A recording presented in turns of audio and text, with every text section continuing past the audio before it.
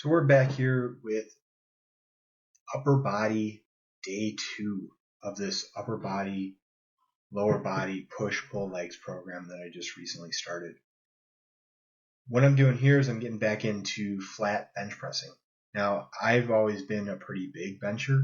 I did work my way up to a 365 bench about 5 or 6 years ago. Then COVID happened, and without having a gym available to me, I basically didn't know how to train without a gym,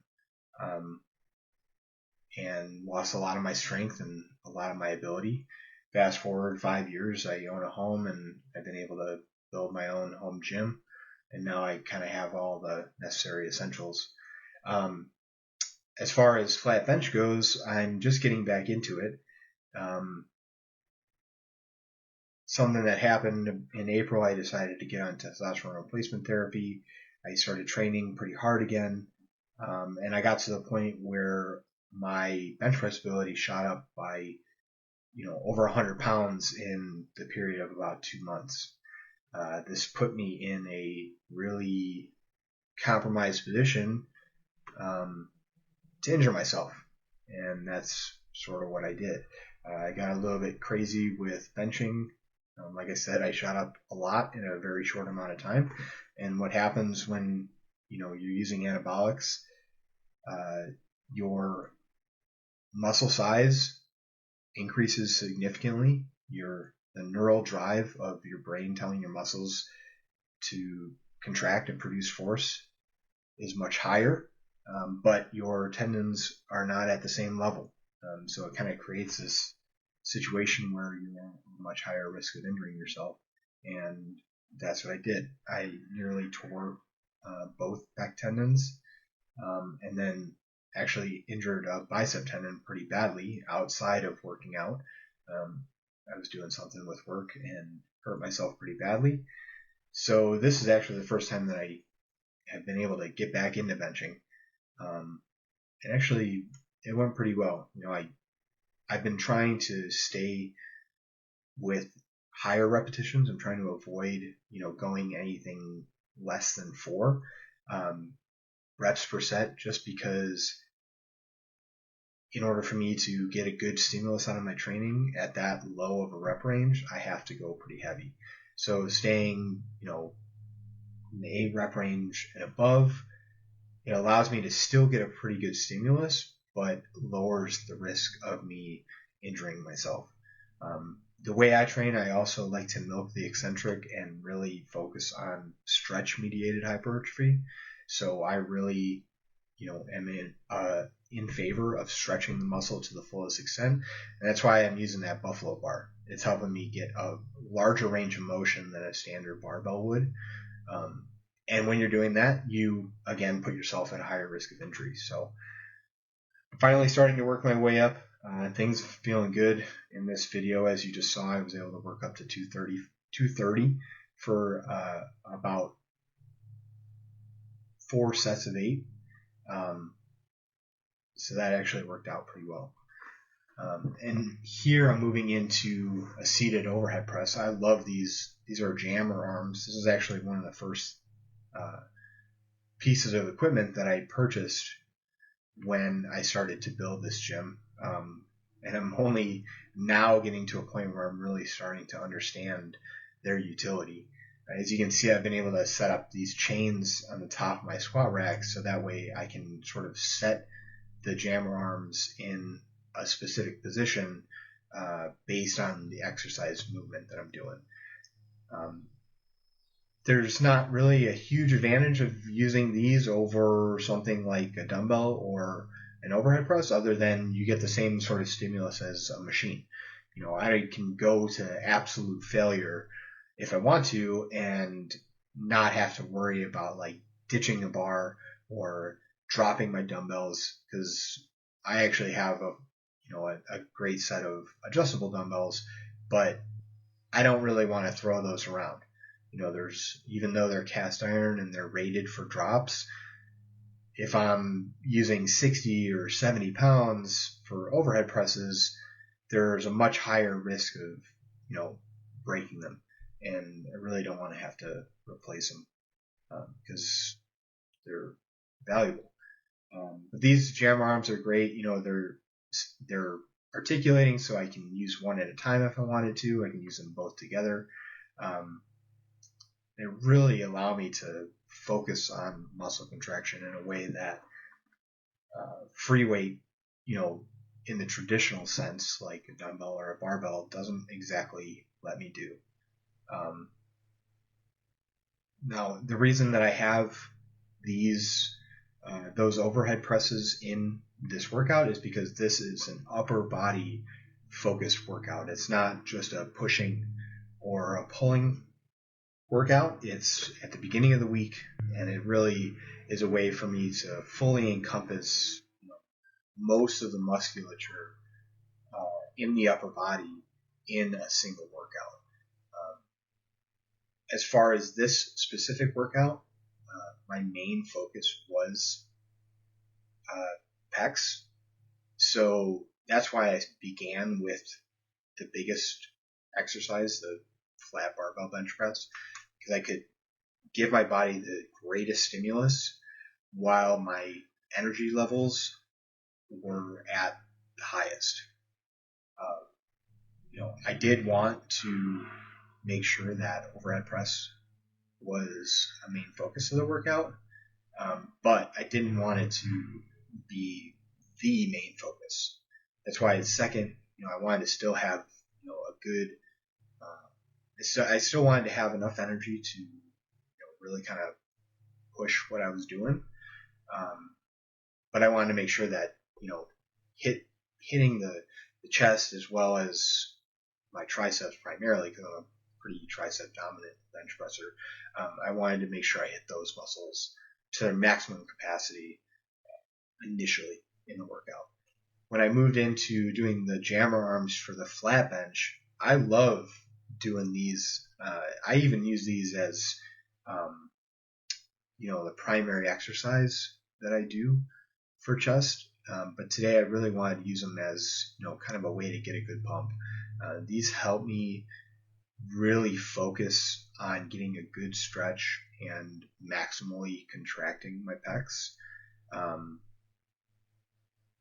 And like I was saying with the overhead press, using these jammer arms allows me to get to a place where I'm getting very close to failure without putting myself at risk of injuring myself or, needing to put myself in an unsafe situation, like, what could happen if I was using a barbell. As you can see in this set, I'm using a rest pause technique. Now, we went over this in the last video, but this is just an intensity technique. It's a way to really kind of push your limit, increase your training volume, and get volume in a way that you might not get if you just did straight sets. So what you'll see here is I'm going pretty close to failure. I think in this set I was doing where I was attempting to get at least 15 repetitions for my initial set. Then I'm taking about 10 to 15 seconds trying to really bring in some good oxygen, flush some of the lactic acid out of my muscle, allow those muscle fibers to recoup and defatigue a little bit, and then get right back into it with the same amount of resistance, and again taking these sets pretty close to failure. I think, as you'll see in some of the later sets, I do get to the point where going any further would be basically impossible. The other advantage of using these sorts of this piece of equipment is, and you can see on that last rep right there, I was actually doing what you could consider a lengthened partial. Now, what that means is that I'm allowing the movement to still go throughout the full range of motion, still getting that full deep stretch, but only pressing the weight for that muscle contraction as far as my muscle will allow me to go without sacrificing my form. There's some research recently that, training in this lengthened position, doing a partial repetition, especially towards the end of your sets, is advantageous for muscle hypertrophy. And since this is the last chest pressing movement that I'm going to be doing for this workout, I might as well take the exercise to its full capacity, taking it as close to failure as I can, because I'm not really concerned about my future performance in this workout, specifically, with regards to my pecs and my triceps. I can really kind of take it as far as I want. That's why in this right here, you'll see I'm even going a little bit crazier than just doing rest pause. I actually did a drop set. If you noticed about 30 seconds ago, I got up and reduced the weight. All that's allowing me to do is it's allowing me to train with a lower stimulus, but get a much bigger response than I would had I used the same stimulus at the beginning of the workout. It's because my muscles are totally fatigued, so they're reaching that failure adaptation point with a much lighter load. So I'm getting a huge, robust training response here that's going to allow my muscle to grow bigger and stronger, but I'm doing it in a way that's allowing me to use lower weight, which is going to help me, avoid injuring myself or accumulating a ton of fatigue.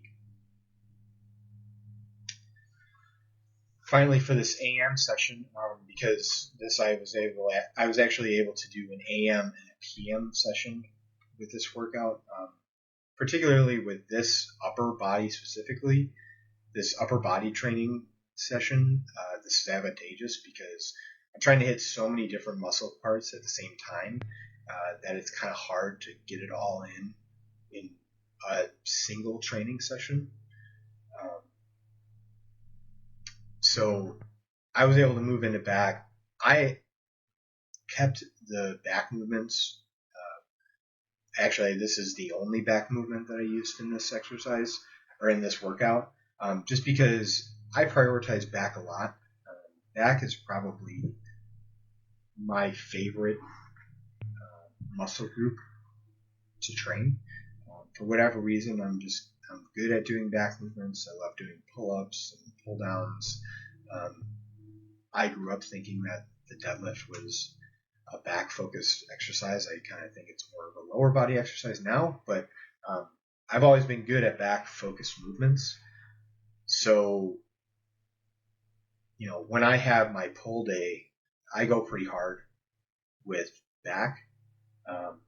And it's so much easier for me to go hard with back than it is for me to go hard with pressing, because I've always been kind of injury prone with pressing, things from my chest and my shoulders.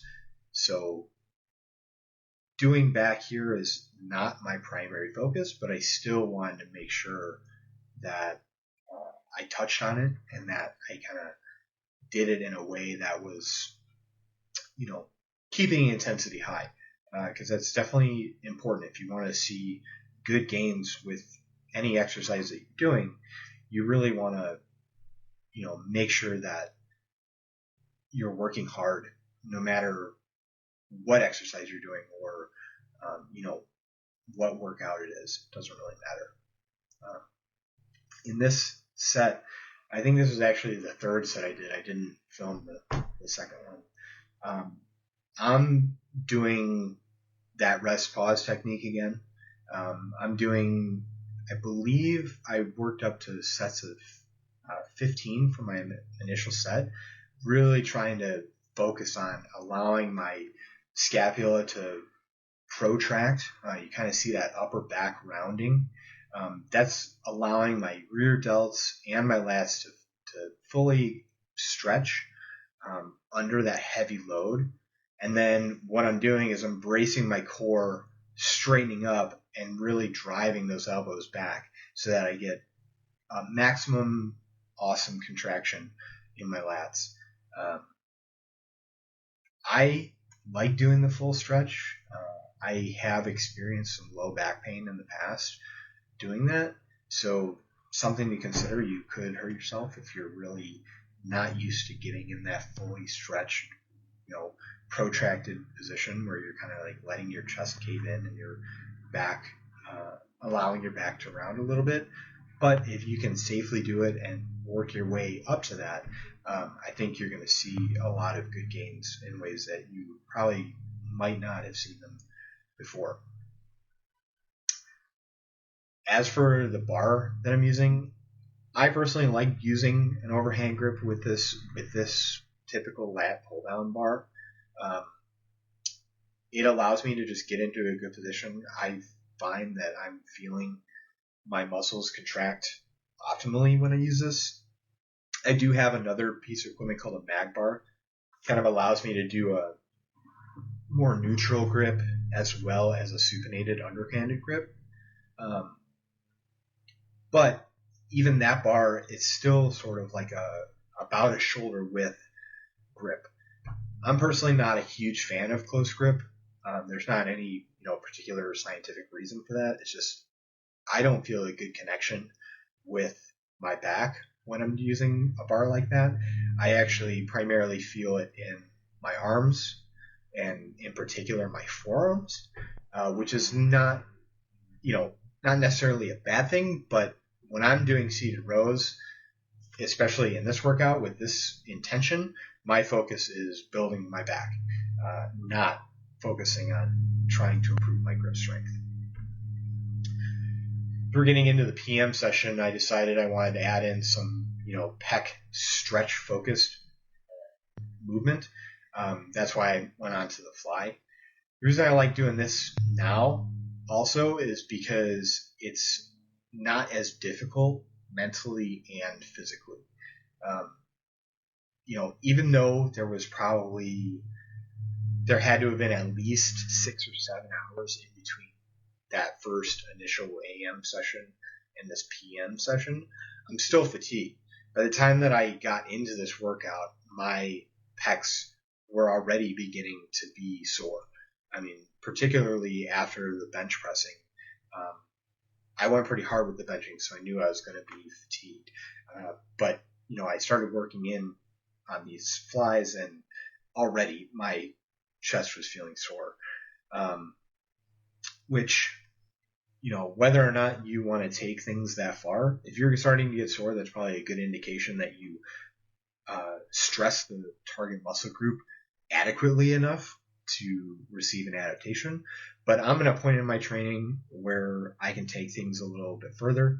I'm eating a lot. Like I said earlier, I'm enhanced, taking testosterone, using peptides.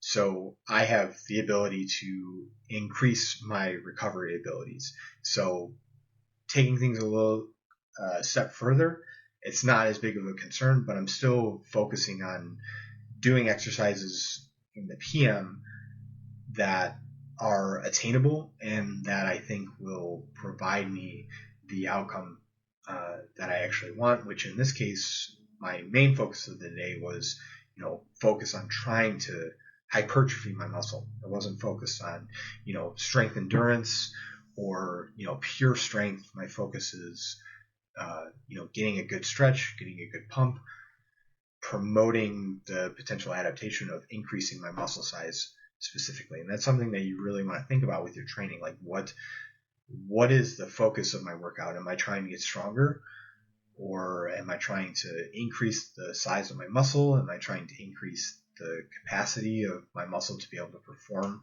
a given exercise or to last for a long time?